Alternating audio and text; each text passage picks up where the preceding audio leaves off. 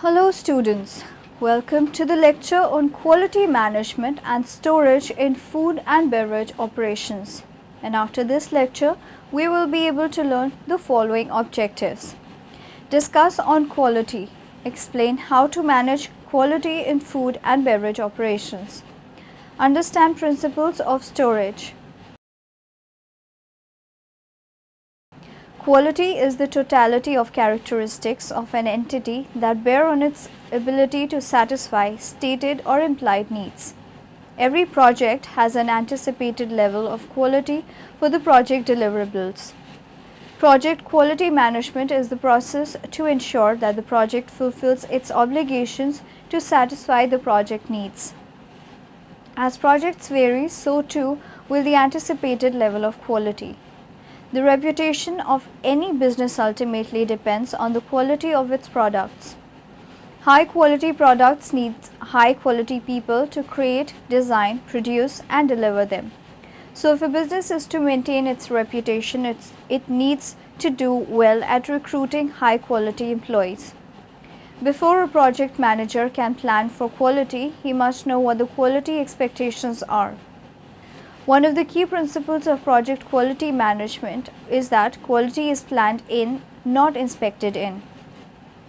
Planning for quality is more cost effective than inspecting work results and doing the work over or collecting problems to adhere to quality demands.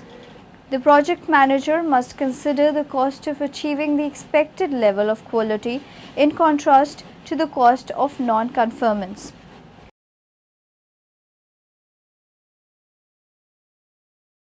What concerns are there about modern food quality while trying to replicate a paleo diet?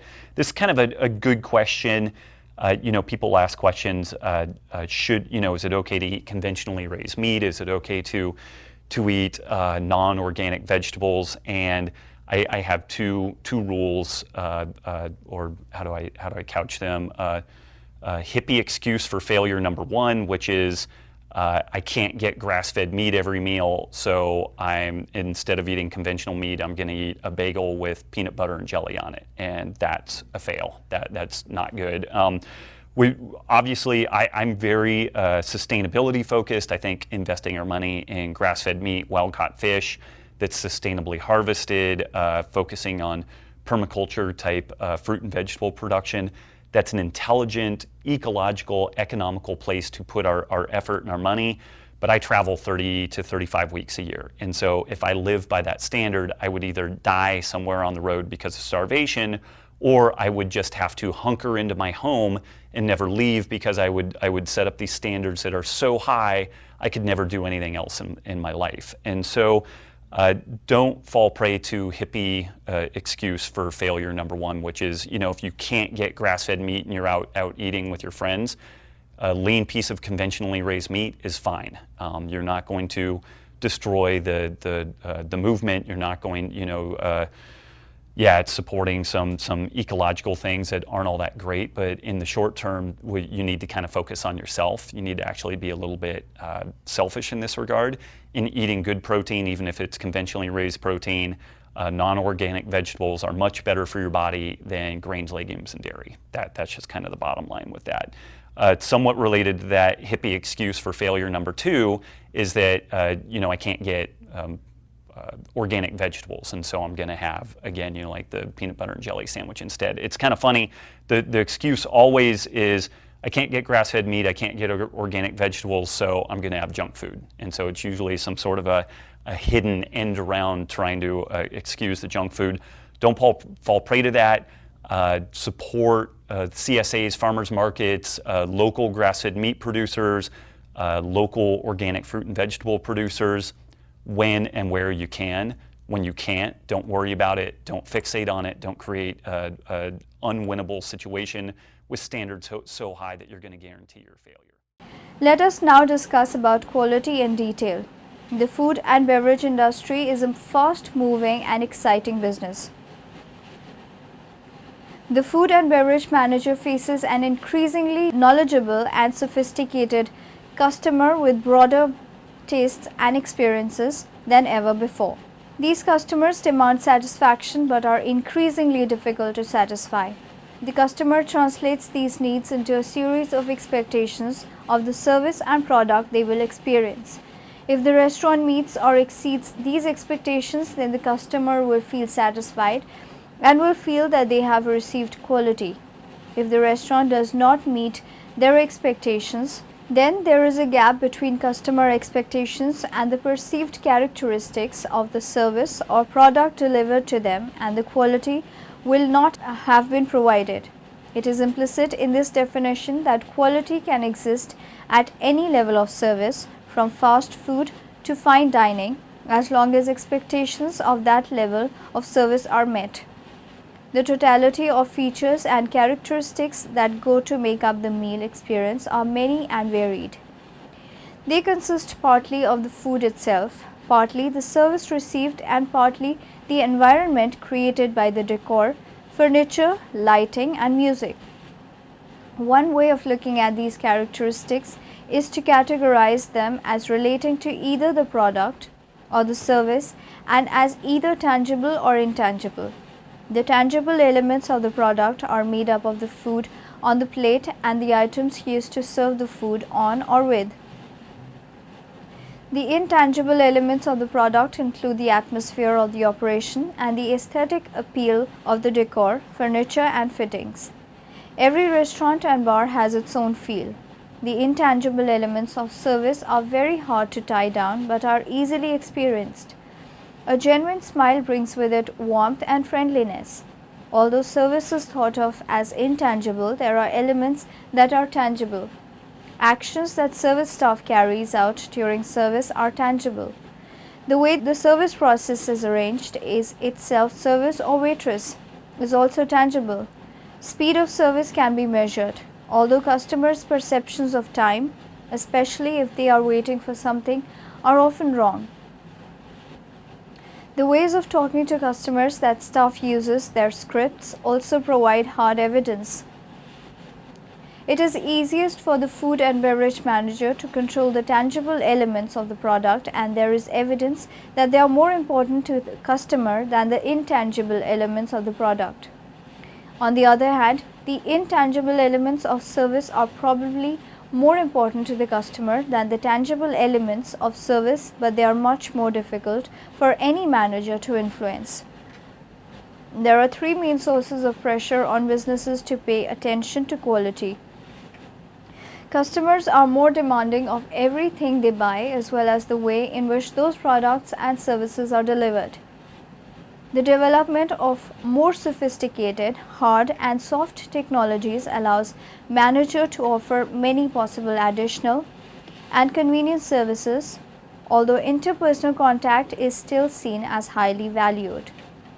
In an increasingly competitive and international marketplace, quality is seen as providing an edge of competitive advantage. Quality improvement without increasing the costs of an operation results in operational efficiencies which more than recoup the investment. Quality costs are divided into the costs of conformance, the costs of non-conformance, the costs of conformance. The costs of conformance are the costs of assuring that everything comes out right and includes all efforts for prevention and quality education. The costs of non-conformance. The costs of non-conformance can be divided into 1. Appraisal, inspection costs, failure costs, appraisal costs. Appraisal costs are the costs of inspection to make sure those mistakes are kept down and to ensure that any mistakes that are made are identified before reaching the customer. Failure costs. Failure costs are the costs of having made mistakes. They are split into internal and external failure costs. Internal costs are those incurred where mistakes are found before they reach the customer or cross the line of visibility.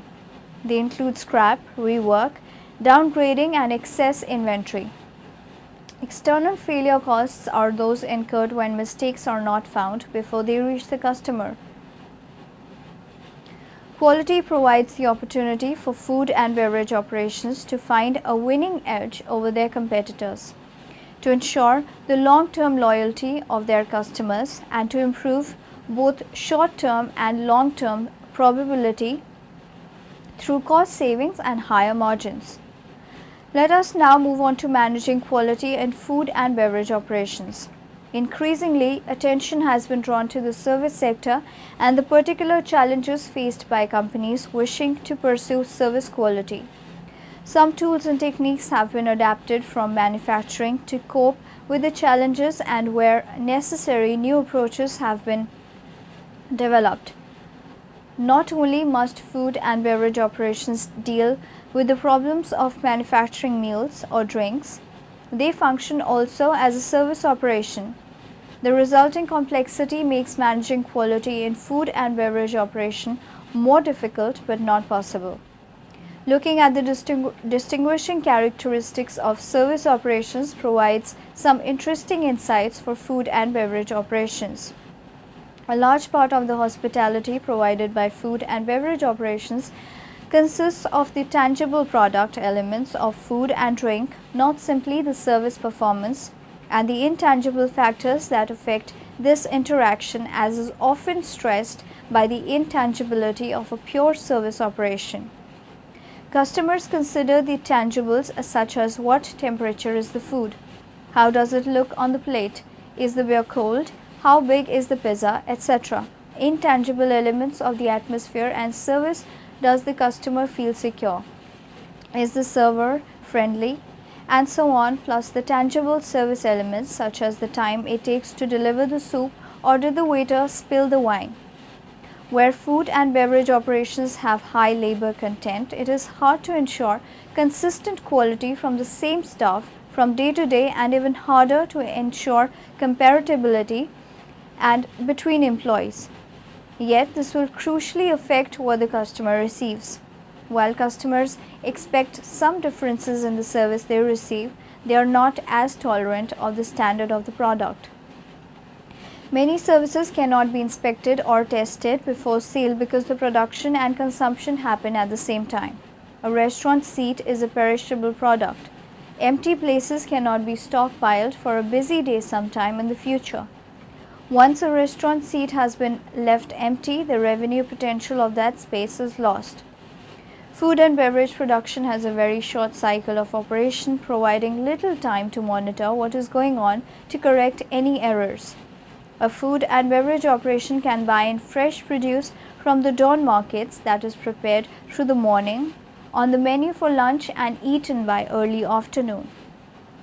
Recent developments in catering technology have allowed some decoupling of production and service with cook chill, cook freeze or sauce wide methods.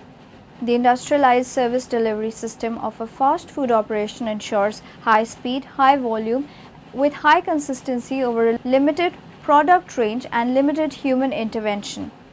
These examples of technological substitution are unusual, and still the emphasis is placed on the competence of the employees who produce and serve the food. Principles of storage. More and more people are eating away from home each year, some due to convenience or recreation and others due to necessity. Whether dining in a fast food restaurant, a school food service, a hospital cafeteria or a fine dining restaurant, people expect safe food and a clean environment. Providing safe food requires careful attention by both management and employees. Receiving means checking foods or meals delivered from vendors for correct item, specified quantity, quality, food safety criteria, accept or reject food based on receiving criteria. The steps in the receiving processes are plan for delivery and have tools for receiving ready. Visually inspect all items and look for signs of container damage. Check and record temperatures of frozen and refrigerated items. Check off items on invoice. Check for substituted products. Reject unacceptable goods and note this rejection on the invoice. Sign the invoice, meaning we agree to pay the bill. Date the food packages. Signs of food spoilage are the color of the food, the odor of the food, dented or bulging cans, freezer burn, melted products, Products frozen together that should be frozen individually, IQF.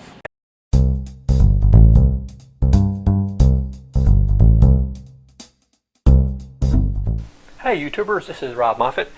I'd like to talk to you for a few minutes about food storage. I know a lot of people out there are stocking up for different reasons. I have started food storage and I have found out a few things I thought I'd like to share with you. About 10 different items. This is the first one. It's parboiled rice. I love rice. I've been eating rice my whole life. Until very recently, I never really paid any attention to parboiled rice. The great thing about this is it has 80% of the nutrients as brown rice, but it won't spoil like brown rice will. It won't go bad in a few months. And you can store it just like white rice, and it's about the same price, and has 80% of the nutrients. It's very nutritious, and it tastes, actually I like it better now that I started using it. And if you're going to be storing rice for food storage, why not have something that has a lot of nutrients in it? You want to check this out. Number two, everybody knows this, oatmeal. I know, who cares about oatmeal? You know, you can make a chocolate shake with oatmeal. I do. I've got a little video I made about it. I like it so much. Number two, I live in South Florida. I never eat hot oatmeal. What I do is I put my oatmeal in the pan after the water boils, put it on, turn the heat off, I'm done. When I come back later, when the pan's cooled down, I put it in the refrigerator. Next 3 days, I have cold oatmeal. Put milk on it with coconut and bananas and different fruit, whatever's available. A little wheat germ or something. It's a delicious way to have cold oatmeal, and it's a very. I've been eating this for about 14 years now. I recommend it highly. It's not hot oatmeal. You have it cold with milk and fruit and nuts and coconut. You'll really have a wonderful breakfast, and it's dirt cheap and it stores wonderful. Let's see. Next fella, $1 for a box, 100. You buy the tagless. I have a brother.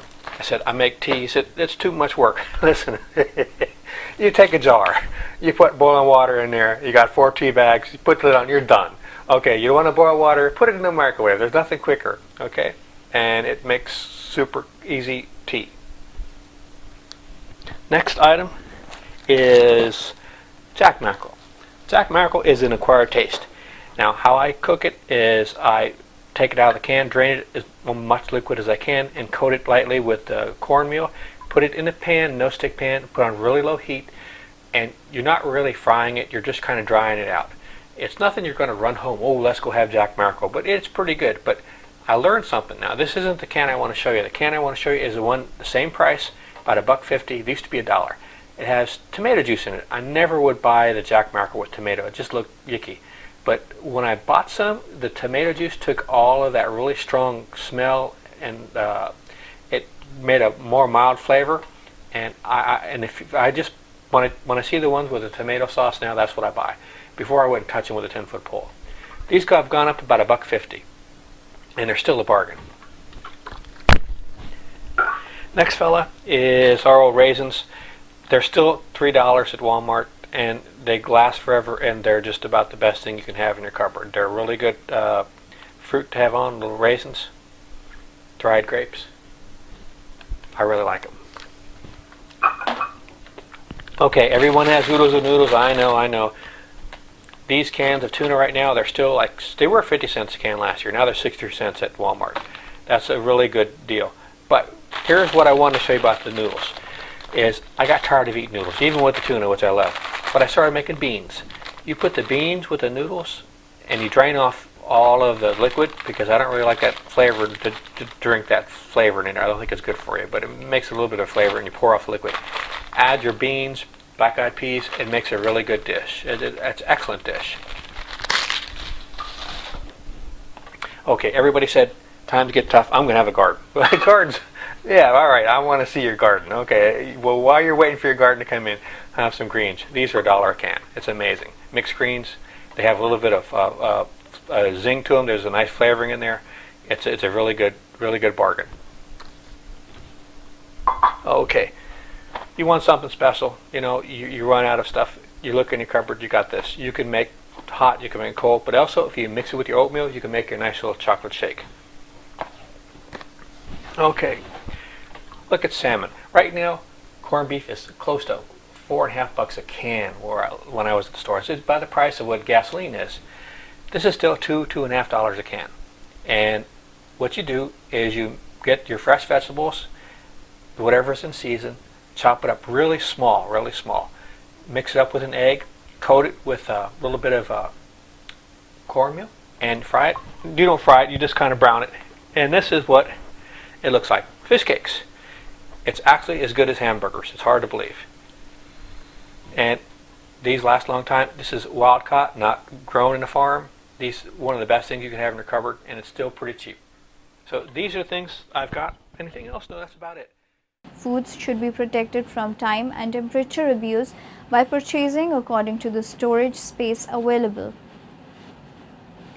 Keep food in rooms designated for storage, not in restrooms or hallways. Do not store frozen, refrigerated, or dry food directly on the floor or under overhead pipes. Place food on shelves or on mobile equipment at least 6 inches off the floor. Space foods so air can freely flow around them. Storage means placing the products in the proper storage area. Some important points for the storages of food are as follows. Store food items using FIFO, first in, first out. To do this, store new supplies behind old supplies so that the old supplies are used first. Store food and chemicals in separate areas. Date foods and place new foods in behind current stock. Keep food in clean, sturdy containers to prevent pest and rodent infestation. Keep food off the floor and away from the walls. Keep the shelving and floor clean. Keep raw foods and ready-to-eat foods separate to avoid cross-contamination. Store food in clean, non-toxic food storage containers. Do not store food in opened cans. Make sure food storage containers have not been used to store things other than food and wash and sanitize them before use. Store food in areas specially designed for food storage, such as refrigerators, cool rooms, pantries, and food storerooms. Never store food on the floor or on pallets. Never store food in areas containing chemicals, cleaning equipment, clothing, or personal belongings. Make sure food is thoroughly cooked and that the center of the cooked food has reached 75 degrees Celsius before being stored in a freezer or bain-marie. Types of storages. There are 3 types of storages, which are dry storage, refrigerator storage, freezer storage, dry storage.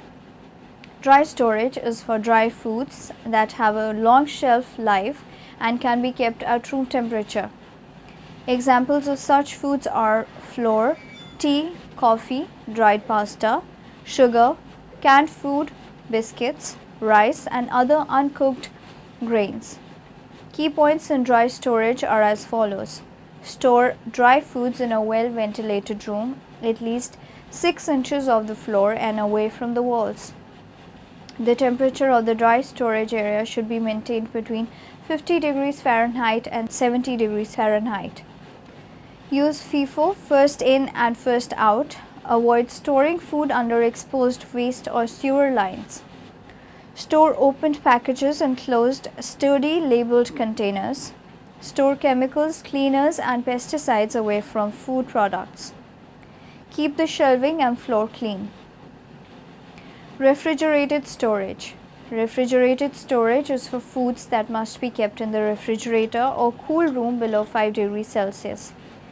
Key points in refrigerated storages are as follows. Store foods at 41 degrees Fahrenheit or below. Store raw meat on the bottom shelf in a leak-proof dish away from other foods. Store dairy products away from strong odor foods if possible. Use FIFO, first in, first out. Store foods to allow cool air circulation on all surfaces. Prevent condensation from dripping on food. Check and record temperatures frequently. Keep refrigerator and freezer doors closed. Keep the shelving and floor clean. Freezer storage. Freezer storage is for foods that need to be kept frozen solid at 15 degrees Celsius or colder. Key points in freezer storage are as follows. Store foods between 0 degrees Fahrenheit and minus 10 degrees Fahrenheit. Use FIFO, first in, first out. Properly wrap food to prevent freezer burn. Defrost the freezer as needed. Keep the shelving and floor clean. Guidelines for efficient storage. Storing the food is one of the most important things in restaurants, hotels, and any other place. Good storages of food make the food fresh and healthy. Some of the guidelines for efficient storages are as follows. Cross-contamination. It is very important to keep raw food separate from cooked and ready-to-eat food. Raw food can contain bacteria which causes food poisoning. Cooked or ready-to-eat food in contact with raw food can be contaminated by bacteria from raw food. This is called cross-contamination. Temperature danger zone. Bacteria grow quickly in high-risk foods when kept at temperatures between 5 degrees Celsius and 60 degrees Celsius. This is called the temperature danger zone. Avoid keeping high-risk food in the temperature danger zone. Keep chilled foods cold at 5 degrees Celsius or colder and hot food hot at 60 degrees Celsius or hotter. It is very important not to keep high-risk food in the temperature danger zone longer than is absolutely necessary. Cooking food to over 75 degrees Celsius kills most of the bacteria. Storing and displaying cold food. Cold food must be kept at 5 degrees Celsius or colder. Frozen food must be kept frozen solid at minus 15 degrees Celsius or colder. Cool rooms. Refrigerators and freezers must have proper thermometers and temperatures should be checked regularly.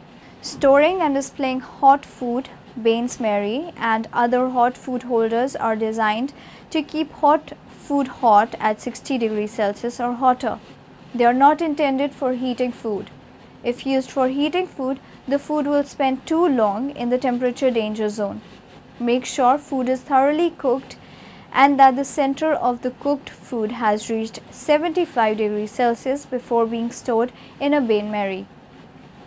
Preheat Bain Marie before use and operate them on the highest temperature setting. Make sure the temperature of the food does not fall below 60 degrees Celsius.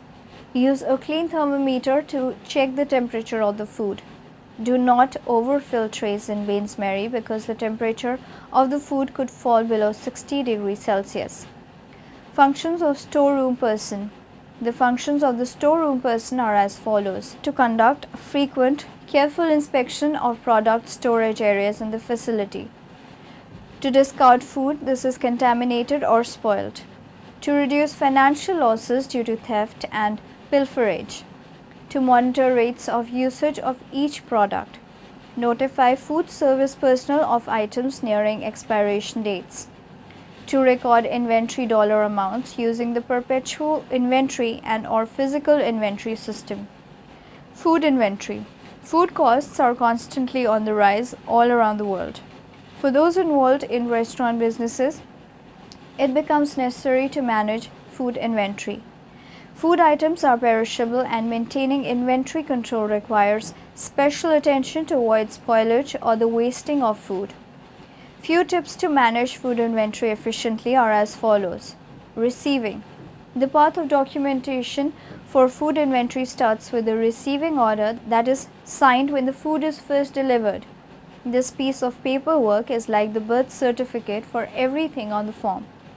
Personnel in charge of receiving must fully check every single delivered order for accurate quantity and usability. Do not allow acceptance of items that are not documented or the signing of delivery order forms that are deemed incomplete. Receiving is the inventory gateway and it must be well controlled to properly manage the flow of food. Storage. All foods have optimal storage conditions that must be met to sustain usability. Carefully research every item in our food inventory to be sure that we are providing a safe temperature and humidity range long-term storage. Design efficient storage zones of related products with similar needs. Doing this will reduce waste due to early expiration and contamination. Organize the food cold and dry storage areas so all items are visible and turned so labels easily read. Make restocking heavy items easier by storing them lower if possible. Rotation. Keep the food inventory on a steady rotation to reduce spoilage and waste. Make the staff aware when food items are in danger of going bad and create menu specials to reduce perishable stock quantities. Clearly label all perishable items that are made in-house with dates that correspond to their creation and estimated expiration. Instruct the staff to always grab the food items from storage that are closest to expiration. Also ask that any food items that are beyond expiration be evaluated and thrown out if they have spoiled. Schedule. Set a schedule of regular counts and checkups to keep a close record of fluctuating food inventory. Making regular inventories of stock will give the insight into the regular or flow of food through storage. This will help to understand and predict ordering needs and reduce the incidence of shortages. Enlist subordinate employees so they too feel involved in keeping an organized record of the food stock. Demonstrate to the staff how important food costs are to bottom line by scheduling inventory write-ups. Security. A major source of inventory discrepancies is employee and customer theft. Evaluate the safety of food storage and consider improving the systems to reduce loss. Install cameras along with signs that announce their existence to any would-be thief. Make sure that dry and cool storage zones are well locked every night to avoid after-hours break-ins. Limit the number of people who have access to more expensive food items by storing them in a separate locked area. Ask employees to keep a record of any food that was wasted along with an explanation as to why. Inventory turnover. Calculate inventory turnover for all food items. This will give an idea of which food items need to be ordered frequently and which will last in the inventory longer. Also, if we have slow-moving products, we can order fewer of them in the next month. Inventory turnover of food items should be between 2 to 8 times in a month depending on their frequency of usage. Now in the end, let us summarize what we have learnt in this lecture. Some organizations are moving away from seeing quality as simply satisfying the customer and looking to delight the customer by exceeding their expectations. Where food and beverage operations have high labor content, it is hard to ensure consistent quality from the same staff from day to day and even harder to ensure comparability between employees. The intangible elements of the product include the atmosphere of the operation and the aesthetic appeal of the decor, furniture and fittings. Food and beverage production has a very short cycle of operation, providing little time to monitor what is going on to correct any errors. Recent developments in catering technology have allowed some decoupling of production and service with cook chill, cook freeze or South-wide methods.